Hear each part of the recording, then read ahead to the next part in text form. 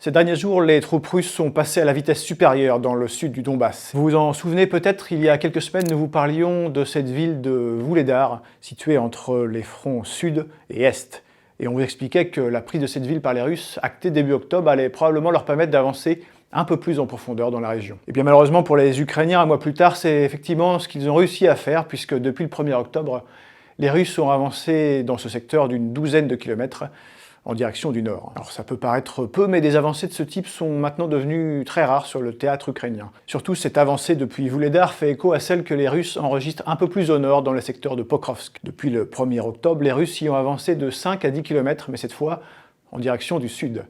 Et vous l'aurez compris, ces deux axes d'attaque forment une tenaille sur les troupes ukrainiennes qui se trouvent entre ces deux secteurs, au sud de la ville de Kourakov.